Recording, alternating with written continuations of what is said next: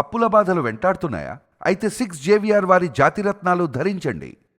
Hi, welcome to మనం TV. మన TV మన కోసం. నేను మీ జర్నలిస్ట్ మనోజ్. సో రీసెంట్గా మనం ఒక రోజు క్రితట తోపుదుర్తి ప్రకాష్ రెడ్డి ఎందుకు అరెస్ట్ అయ్యాడు, ఏంటి, వాళ్ళ ఇంట్లో ఏ ఏ మారణాయుధాలు దొరికాయి, ఏ హింస క్రియేట్ చేద్దాం అనుకున్నారు, ఎంత రచ్చ చేద్దాం అనుకున్నారు. సో ఆ కాన్స్పిరసీ మొత్తం మనం ఒక వీడియో త్రూగా చేసాం. దానికి ఒక మంచి రెస్పాన్స్ వచ్చింది. చాలామంది టీడీపీ దగ్గర నుంచి డబ్బులు ఎంత తీసుకున్నామని, లేదు స్టోరీ నరేషన్ బాగుంది, పాలిటిక్స్లోకి వెళ్ళు అని చెప్పి కామెంట్ చేశారు. సో కట్ చేస్తే ఇందాక నేను ట్విట్టర్లో స్క్రోల్ చేస్తుంటే ఒక వీడియో కనిపించింది. నాకు నిజంగా చాలా ఫస్ట్ కాసేపు నవ్వుకున్నా. బీజిఎం మస్ట్, మీరు బీజిఎం మిస్ అవ్వదు.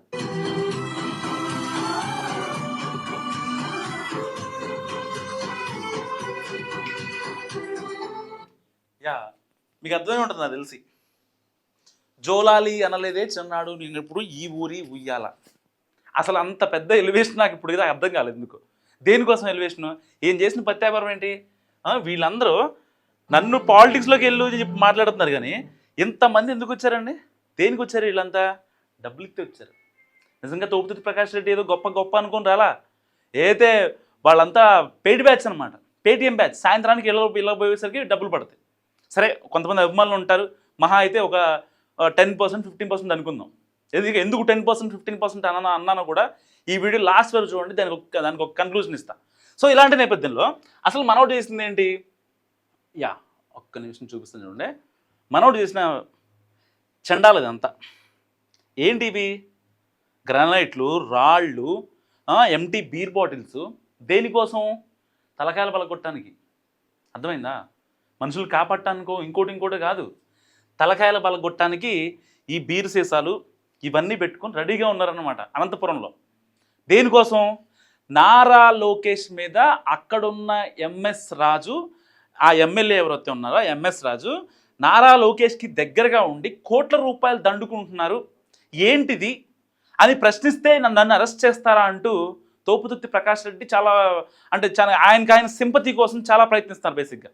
నిజంగా అసలు అంటే సింపతి మీ పార్టీ నేతల్లోనే కాదు, ఎవరి దగ్గర రాదు, ఇంక్లూడింగ్ వాళ్ళ పార్టీ నేతలు. ఎందుకు అంటున్నాను ఇంక్లూడింగ్ వాళ్ళ పార్టీ నేతలు? సరిగ్గా కళ్యాణదుర్గం దగ్గర 2 weeks బ్యాక్ అని ఐ థింక్ ప్రొద్దుటూరు పెళ్ళికి వెళ్ళి వస్తున్నాడనమాట. సరిగ్గా కళ్యాణదుర్గం దగ్గరికి వచ్చేసరికి ఒక ఎస్ఆర్ కన్స్ట్రక్షన్కి సంబంధించినటువంటి ఒక టిప్పర్ లారీ, ఆ టిప్పర్ లారీ అయితే ఉంటుందో నన్ను గుద్దేద్దాం అనుకుందని చెప్పాడు. అసలు మరి వినటానికి విల్లింగ్గా ఉందని చెప్పారా లేకపోతే ఏంటో తెలియదు, కానీ సరే టీడీపీ వాళ్ళకి చెప్తే ఏమంటారు, మాకేం అవసరం, అసలు ఆయన మేము ఒక మనిషిలా కూడా మేము చూడం, ఆయన ఓడిపోయాడు, ఆ బాధలో ఉన్నాడు, ఏవేవో మాట్లాడకుండా అని చెప్తారు. మరి ప్రతిపక్షం వైసీపీ మరి నమ్మాలి కదా, వాళ్ళు నమ్ముతారా? వాళ్ళు అసలు పొర్రపాటును కూడా నమ్మే పరిస్థితి లేదు. వాళ్ళే సరే అంటే కనీసం సింపతికైనా సరే తోపుదుర్తి మనవడే ప్రకాష్ రెడ్డి, ఇన్నాళ్ళు జగనానికి చాలా దగ్గరగా ఉన్నాడు, మనవాడిని మనం కొంచెం సపోర్ట్ చేసుకోవాలి. అట్లా చేస్తాడు కూటమి వాళ్ళు, మావాడిని చంపేద్దాం అనుకుంటున్నారా ఏంటి అని చెప్పి లబో దిబోమని అన్న నాయకుడు లేడు. ఒకవేళ తోపుదుర్తి ప్రకాష్ రెడ్డి ప్రెస్ మీట్ పెట్టి చెప్తే వినే నాయకుడు కూడా లేడు. సో ఇలాంటి నేపథ్యంలో మనోడిని అరెస్ట్ చేశారు. ఎందుకు? అక్కడ హింస జరగకూడదని. ఆల్రెడీ ఎంఎస్ రాజు మీద చాలా ఎలిగేషన్ చేశాడు. అయితే అనంతపురంలో తోపుదుర్తి ప్రకాష్ రెడ్డి ఉంటున్నటువంటి ఇల్లుని సో ఎమ్మెల్యే ఎంఎస్ రాజు కొందామని ప్రయత్నిస్తున్నాడని 2 కోట్ల రూపాయల 70 లక్షలకి ఎంతో. దానికోసం నన్ను ఇంట్లో కూడా ఉంచనివ్వడా అని యుగోకి పోయినటువంటి మన తోపుదుర్తి ప్రకాష్ రెడ్డి గారు బేసిక్గా ఆ ఎమ్మెల్యేకి ఆ ఇల్లు యజమానికి ఎప్పటి నుంచో రిలేషన్స్ ఉన్నాయి, అది వేరే కథ. ఆ విషయం ఈయనకు తెలియదు పాపం. సో ఈయనేంటి ఆయన మీద ఎప్పటి నుంచో ఎలిగేషన్ చేస్తున్నాడు, ఇంకో దళితుడనో ఇంకోటనో ఏదో రకం తొక్కేయాలి, అక్కడ హింస క్రియేట్ చేయాలి. నెక్స్ట్ అలాగూ లోకల్ బాడీ ఎలక్షన్స్ ఉన్నాయి, జగన్ గారి దృష్టిలో పడాలి అని చెప్పి ఎవరు ఇన్స్ట్రక్షన్స్ ఇవ్వాల్సిన అవసరం లేదు. అంటే కొంతమంది ఉంటారు కదా, బోరుగడ్డ అనిల్ కుమార్ కావచ్చు, ఈ ప్రశ్న రావణ్కి కావచ్చు, వీళ్ళకి ఇన్స్ట్రక్షన్స్ ఇస్తే రప్చర్ క్రియేట్ అవుతుంది. ఈయనకి ఎలాంటి ఇన్స్ట్రక్షన్స్ అక్కర్లేదు హైకమాండ్ నుంచి, ఆయన పోయిందే దారి చేసిందే వేట అన్నట్టు పోతున్నాడు అనమాట. సో ఇలాంటి నేపథ్యంలో ఏం జరిగింది, ఎప్పుడైతే ఈ మాజీ ఎమ్మెల్యే కదా ఎంతైనా సో మనోడికి రీసెంట్గా కూడా ఆ గన్మెన్స్ కూడా తీసేసినట్టున్నారు. అండ్ వాళ్ళ తమ్ముడు ప్రకాష్ రెడ్డి, ఆయన పేరు రాజశేఖర రెడ్డి ఉంది, ఆయనకు కూడా ఒక హత్య కేసులో ఆయనకు కూడా గన్మెన్లు కూడా తీసేశారు. ఆయన పరిస్థితి కూడా బాగాలేదు పాపం.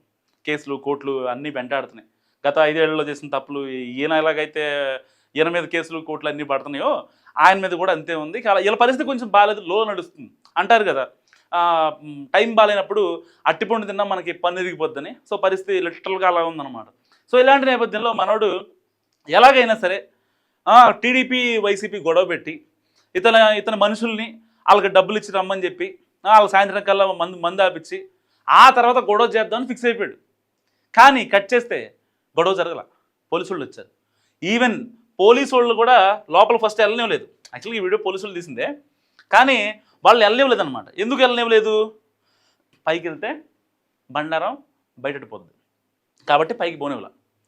పైకి మేము వెళ్ళాలి, మా విధి నిర్వహణలో మీరు అడ్డు రాకండి, డ్యూటీని ఆపొద్దు అని చెప్పి పోలీసులు కొంచెం గట్టిగా మాట్లాడితే అప్పుడు అక్కడ ఉన్నటువంటి వాళ్ళ అనుచరులు ఎవరైతే ఉంటారో వాళ్ళు పైకి పంపించారు, వాళ్ళు మాట్లాడారు, అంతా జరిగింది. దాని తర్వాత కట్ చేస్తే ఈ వీడియో బయటకు వచ్చాయి.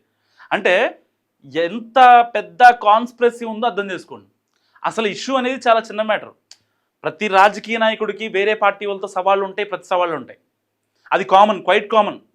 ఎక్కడైనా జగన్మోహన్ రెడ్డి గారు చంద్రబాబు నాయుడు గారు తిట్టుకుంటారు, పవన్ కళ్యాణ్ గారు జగన్ గారు తిట్టుకుంటారు, ఆ వైసీపీ వాళ్ళు, ఈ టీడీపీ వాళ్ళు, జనసేన వాళ్ళు, లేకపోతే పక్క రాష్ట్రాల్లో కాంగ్రెస్ బీఆర్ఎస్ వాళ్ళు తిట్టుకుంటారు. అది క్వైట్ కామన్. కానీ ఇక్కడ ప్రాబ్లం ఎక్కడ వస్తుందంటే ఆరోపణలు ప్రత్యారోపణలు ప్రజాస్వామ్యబద్ధంగా హేతుబద్ధంగా ఉండాలి, ఎవరైనా యాక్సెప్ట్ చేస్తారు. కానీ మరి హింసను ఎవరు యాక్సెప్ట్ చేస్తారు? దీని మీద కనుక తోపుదుర్తి ప్రకాష్ రెడ్డి కాన్స్పిరసీ కావాలే కుట్ర చేస్తున్నాడు అని చెప్పి కనుక కేసు పెడితే పరిస్థితి ఏంటి? దాన్ని మళ్ళీ వేరే విధంగా రుద్దుతారు. మళ్ళీ మొదలుపెట్టేది మీరే, ఆపేది మీరే.